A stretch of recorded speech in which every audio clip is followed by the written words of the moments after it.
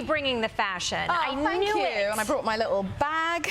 This It's a bit is weird that I bring my handbag on television. You don't trust anybody. No, it is. I think it's specifically like a woman of colour thing where we're just always ready for some sort of shit to go down. Well, we want to be prepared. don't trust anyone. No. Don't trust anyone. Least of all you, babe. Yeah, well. You're doing so wonderfully. I'm loving you on the show. I am loving you. I am a huge fan of yours. You're such a brilliant comedic actress. I loved you on The Good Place. Thanks. But I have to say, I think one of the things that I adore most about you is how outspoken you are on social media, standing up for things that you believe in. And There's one whoop. Everyone else is very upset. We love it. We love it. You are so vocal, and it's so important. It means so much. So do you ever get nervous about that? Like, I overthink what emojis I use on group text.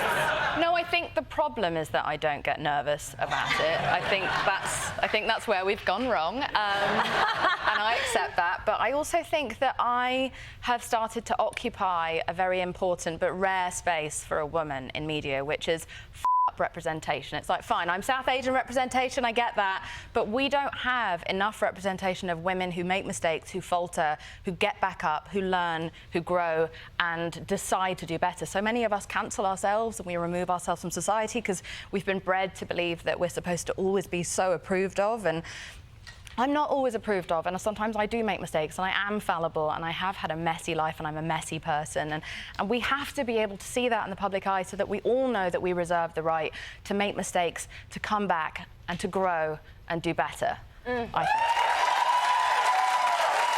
Welcome to the club. I am also a woman that up, so I think we're all women that up, you know? Yeah, no one's perfect. I didn't have those role models. I just saw only perfect people who always looked perfect, who always said the perfect thing, and I think that was kind of damaging. So there you go. I've found a way to pretend it's valuable.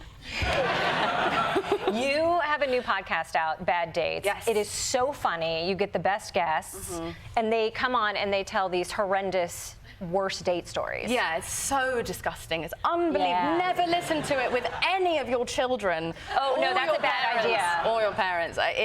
It's so filthy, it's so funny, and it's not about like traumatic bad dates.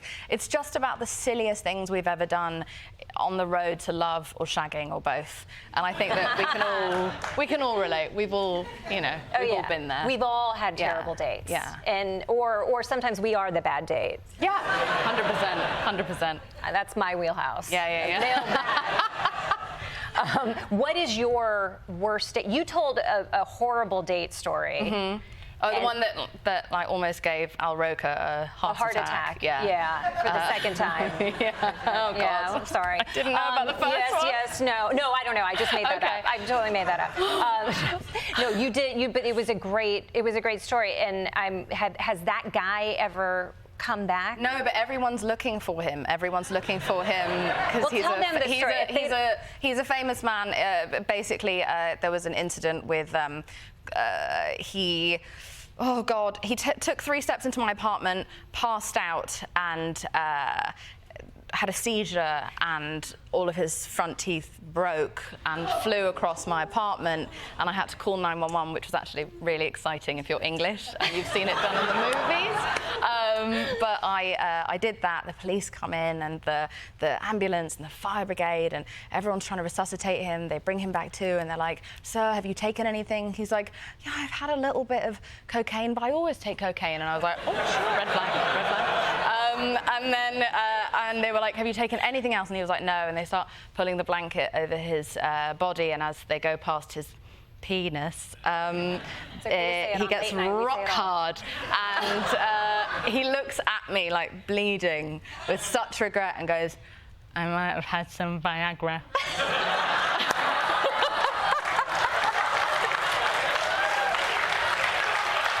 Toothless and disgrace. Oh, such a beautiful first date story. Yeah, thank you.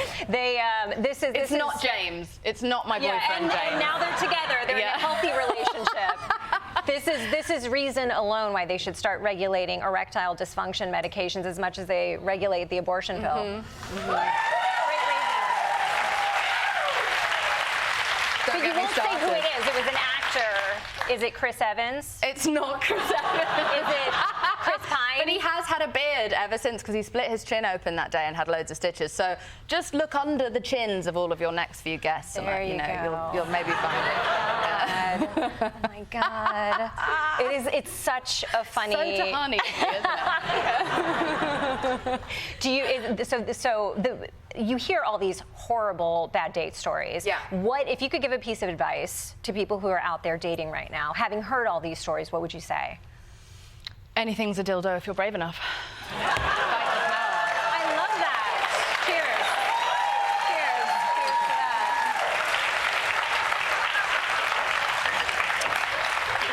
Fearless, I tell you. Fearless.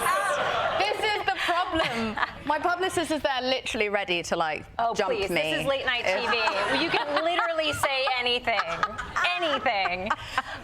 You started this movement called iWay, which started as a social media post, but now it's blown up into this huge movement. What is it? So it started off as a kind of conversation and a movement around eating disorders and the ways in which we value specifically women around their body weight. We use a weighing scale to decide someone's value, but it has now grown into more of a mental health movement and a social advocacy space where, you know, including on the left, we don't always make it a very welcoming space for people to come and to learn and to ask difficult questions or to unpack their old bullshit. Or was that a fart? Oh, excuse me. I'm so sorry. I didn't think anyone would hear that.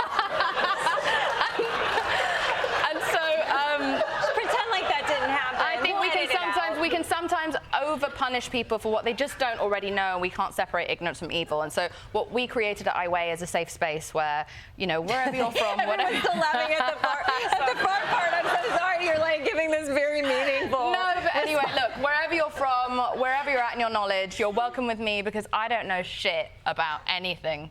And so if I can learn from these wonderful people on the iWay podcast, which is separate to the Bad Dates podcast, they are very different, then you can join me in what I've been learning. And there's a movement coming up, and there's right? a movement coming around it. So it is a whole movement in general, and we work with policies and we work with social media sites to make them less toxic. But now I'm going after the, you know, I've made a big deal about the diet industry. I don't know if anyone heard, but now I'm taking on the exercise industry because it's become intertwined. I feel like it's shagging the diet industry, right? They're now in a close and personal relationship. Yes. And they're both shagging the rest of us. Yeah. We're just getting shagged from behind. Exactly, but not in the nice way. Yeah. And so I'm incredibly concerned at how much people only ever associate exercise with weight loss and with looking a certain way or with hyper fitness, and that's been reinforced by everything we see. All the campaigns are always the slimmest, most often whitest, and the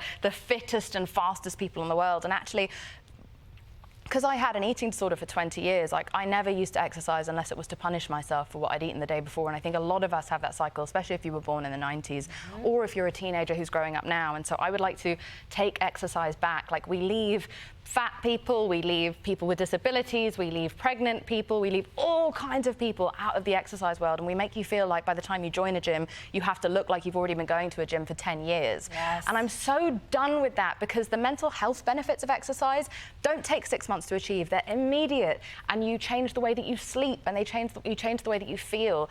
And now that I have finally understood that, I'm no longer exercising so that I am appropriate to look at for someone else. I'm exercising for myself, for the immediate benefits. And you don't have to have perfect form, and you don't have to have abs, and you don't have to wear the bloody crop top and the bra and the leggings that are lemons so you can see your actual asshole through them. You can wear loose clothes. You can dress like Eminem. You know, you can do what you want. Yes. And so, you know, it's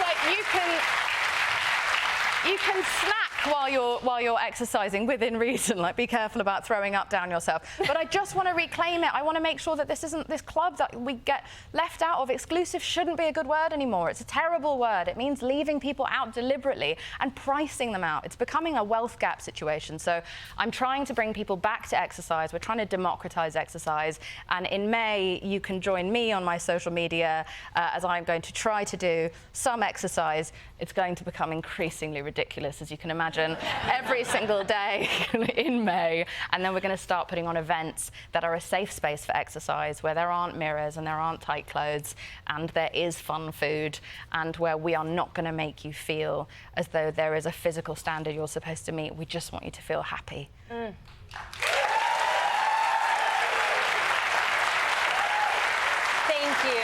Thank you for the work that you do. It's so appreciated, you guys. Bad Dates. Are we holding hands We're again? holding I don't hands. know. We're going to read this together. Bad Dates is available